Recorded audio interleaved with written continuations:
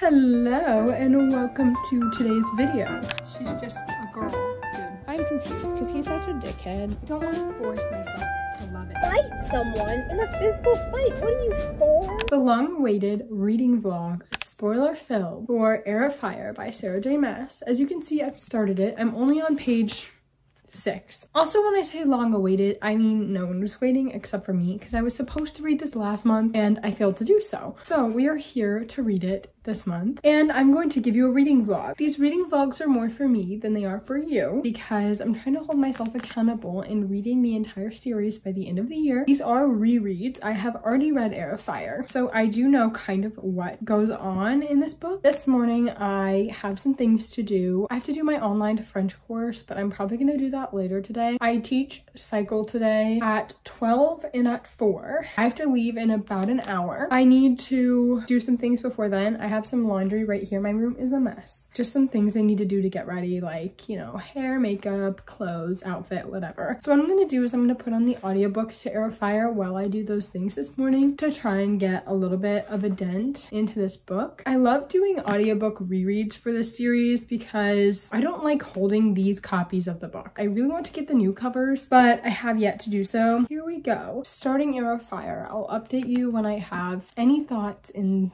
particular. I love the way that this book starts out. Selena's on a roof, very drunk, and she's decided she's not gonna kill her target, and basically she's just like hiding out. And Rowan in his hawk form is just sitting there watching her, and that's where I've gotten to so far. Here we go. Cheers. We're starting Heir of Fire. Not a deep male voice chuckled from down the alley. The man was Faye. I'm done, take me.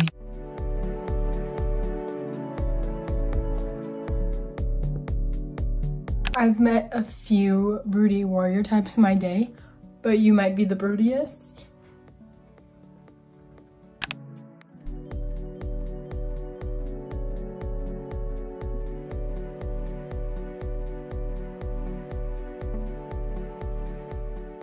We just met Adian, the Wolf of the North. I'm so excited about it.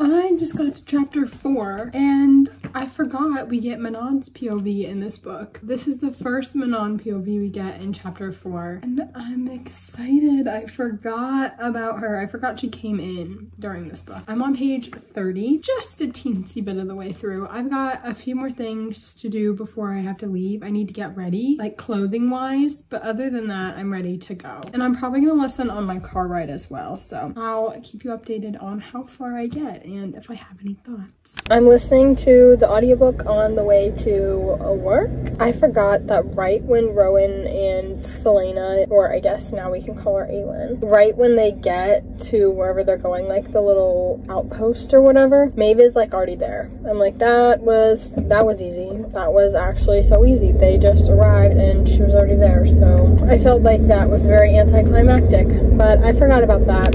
When Maeve was like, Rowan, some distant relation of yours, was that like, does that end up being true? Because why in the hell in Sarah J. Maas books there's always some sort of cousin bullshit? Like, what? Why do you have to do that? But if it's like ever brought up again, I don't remember. Why did it have to do that? Is it true? I don't remember, but here we are. Maeve just mentioned the Vogue, and if you haven't read Crescent City, spoilers for that. But weren't the Vogue what the Fae were fighting? They were basically the Asteri. Am I crazy? So it's all connecting. Maeve was there in the beginning for the Vogue Wars. And then also Maeve is somehow tied to ACOTAR in some way. I feel like they've talked about her in relation to the Cauldron or something like that. I need an explanation video from someone who is much more into this than me about how this all connects. But like low-key, I'm kind of feeling that Throne of Glass is just not for me. I read it once and I thought it was meh, and now I'm reading it again and I'm like it's entertaining that I'm gonna finish the series, but I'm not attached. Hey, I'm back from my first class of the day. We've gotten a lot more of Manon. Dorian's really not been in this beginning section. I'm on chapter 12 on page 90. But we've gotten a lot of Rowan and Selena, and we are getting a lot more of Manon. I honestly would eat up a book just about the witches. Like, you could give me a book entirely about the witch clans, and I almost feel like I would have liked it better. I don't know. I like the witch vibe a little bit more. Like, I'm interested, but I'm not like gripped, if that makes sense. We're getting to know about the 13. It's just been introduced that there's wyverns that the king needs to be flown. Everyone says that the romance picks up in this book between Aelin and Rowan. Honestly, I didn't see it when I read it the first time, and I don't see it now. The romance between them really picks up in Queen of Shadows. I only felt like friend interactions between them, and that's all I'm feeling right now. Obviously, I'm like 90 pages into the book, so my feeling on that could change, but even the first time I read it, I was like, I'm not feeling the romance, I'm feeling the friend vibe. So that's where I'm at. I'm gonna keep listening to it while I put away groceries and eat lunch. I forgot how much of a dickhead Rowan is in the beginning. He keeps being like, spoiled, coward, you don't know anything, you're so weak. Little does he know. Little does he know. Is she spoiled? Yeah, sometimes. She's just a girl, dude. And it's pissing me off. Why is he so mean? That's why I never felt the romance at the end of this book, because he's just so mean. Yeah, you don't want to be here. She doesn't want to be here either. It doesn't mean you guys need to make each other miserable. Like, relax. We have to stop meeting like this. We just got to the part where Kale follows Adian, and he finds out Adian's a part of the rebel group, and then Kale tells Adian that he knows Aelin is alive. And I love this part because of all like the conspiracies and everything. Love is a strong word, actually. Like, it's entertaining, but I don't have any strong feelings about it. That's just kind of what I'm figuring out as I read the series. Like, it's fun, but I don't have any strong feelings about it at this point. It's a different day. It's like Wednesday now. The last time I talked to you was Monday. I'm still chugging along through it. I'm sorry. Why in the hell did he bite her? Why did the first time I read it, I was like, oh, that's sexy. Why in hell would you bite someone in a physical fight? What are you, Thor? I don't get it. Why did he bite her? There has to be a reason, because if there's not a reason, Sir J. Maas, what the fuck are you doing? He could have slapped her, he could have punched her, he bit her. Tell me why. And he's supposed to be like an immortal, like live for thousands of years.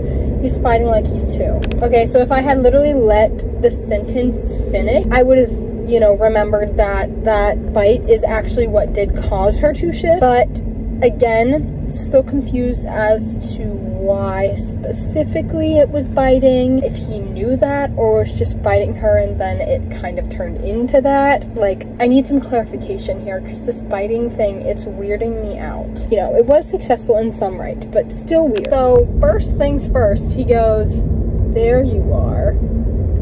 Now I'm seeing where, like, I'm getting a little giddy. I'm getting a little giddy. Do I feel that way about the rest of the book? Probably not. Right now, if I were to rate this, it would be sitting at a 3.5. And then he goes, does your lover know about what you are? Okay, I have questions. So is he asking that as a precautionary thing, which I think the answer to that would be probably not. I'm thinking more along the lines of that's his mate and he's like, does your lover know what you are? Because we're fucking mates, bitch. This is the part of the series where it starts to get fuzzy. I don't remember shit. I don't remember anything. Also, she goes, my blood in his mouth probably tasted like sewage. Girl, no.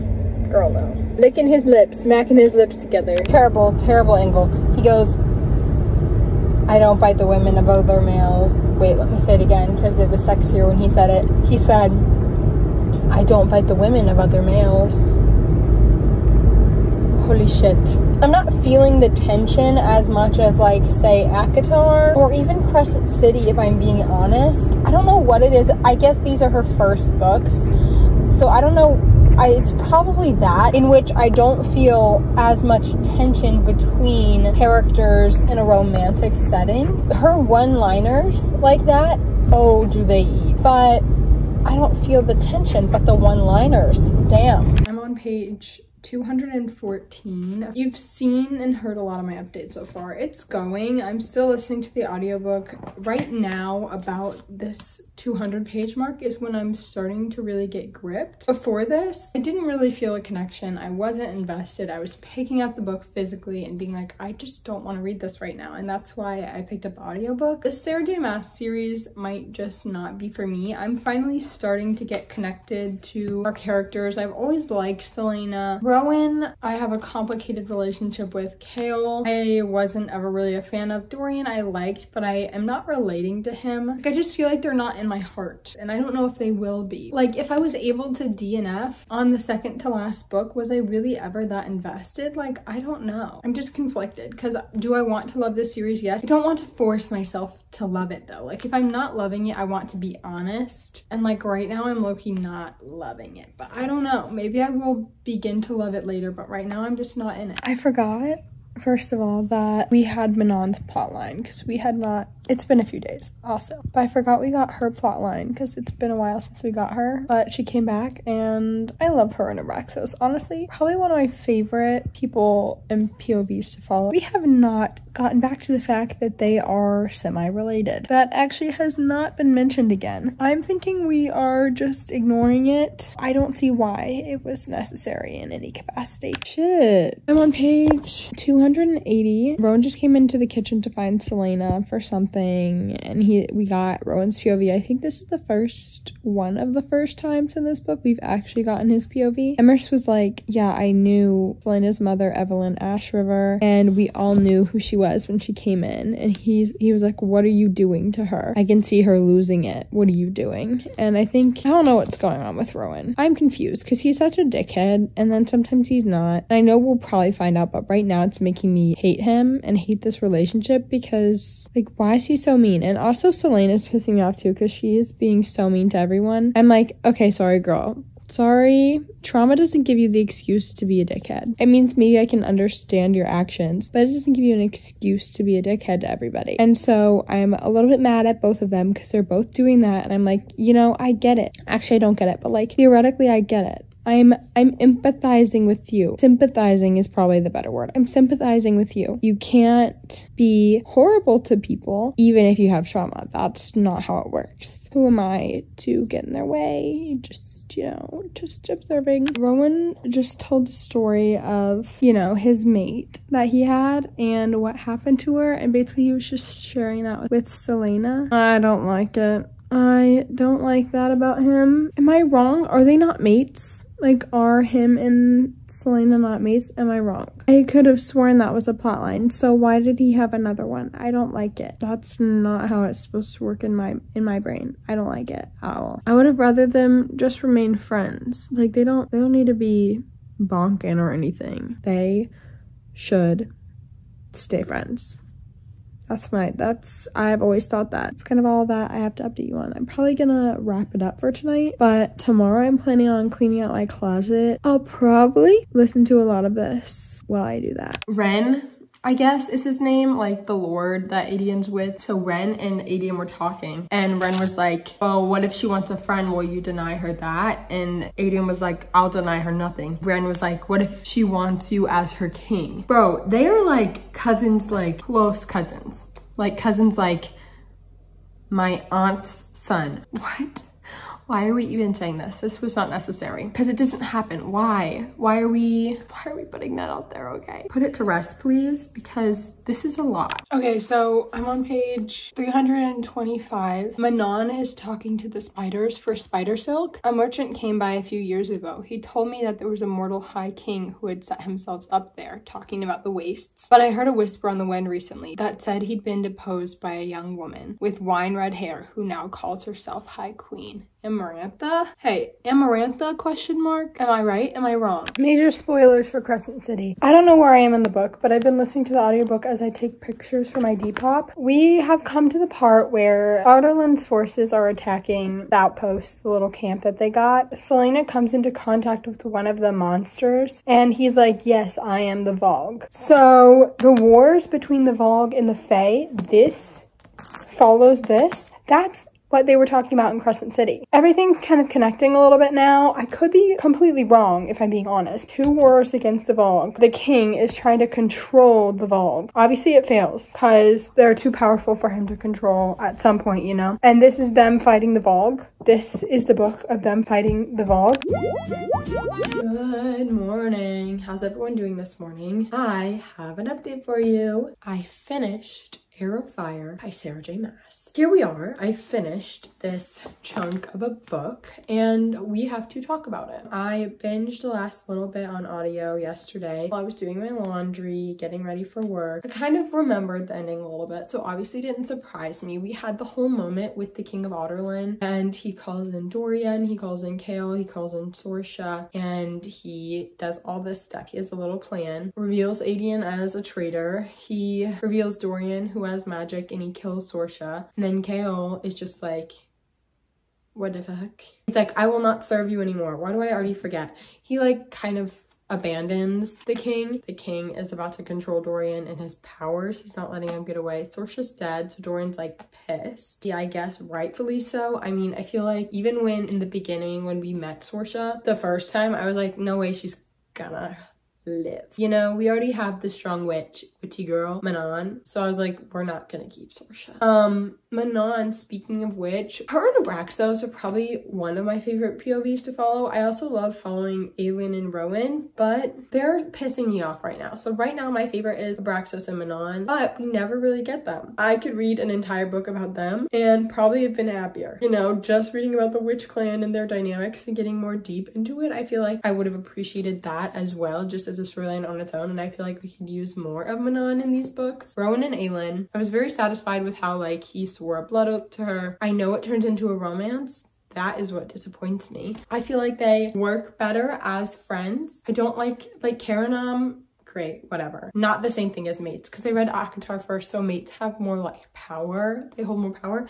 And like mates are a thing in a lot of other genres as well. Like often have mates in fae or fairy kind of aesthetic books. We also have mates in things like Ice Planet Barbarian series where like they have mates. We also have like fated mates in Omegaverse. So I think the word mate holds a lot more power to me personally. Do they get there? I don't remember. They don't in this book, obviously, because there's barely a romance in here. This is not the book where the romance picks up, and I will stand by that. It's just tension of them like literally actually disliking each other. So I just really don't feel the romance in here, and I really like following their friendship. The thing that ruins it for me when I'm in their POV is that it turned into a romance. I know that. So I'm sitting here and I'm thinking, I don't like their relationship. So I am just annoyed because I know where this goes. I believe I originally rated this 5 stars or maybe 4. I am not going to be rating it that. I'm going to be rating it either a 3.5 or a 4 stars. Honestly, I'm leaning towards a 3.5. It was a bunch of just like, okay, like we're following the plot. It's fun. It's entertaining. If I put down this book right now, I wouldn't care. Like probably round it up to a 4 on Goodreads, but it's really a 3.5 is kind of what I'm leaning towards. Maybe this isn't the fantasy series for me. Maybe it'll take until the last few books until I care, but honestly, if I put down the series right now, I wouldn't have a care in the world. The reason why I'm not is because it's a reading goal, and I've had this series on my shelf for God knows how long, probably upwards of 5 years, and it's not finished. That's kind of all I have to say for this video. I'm about to sit down and edit it because it was supposed to go out yesterday and it did not. Thank you so much for tuning into this, you guys. Thank you for following me on my Throne of Glass journey. If you have, I love you all. Like, comment, subscribe. Comments always make my day, and I love when you guys talk to me about books. I have a Goodreads and a Bookstagram if you'd like to follow me on there and we can be friends. I'd love to see what you guys are reading, and I will hopefully see you in the next one. Bye.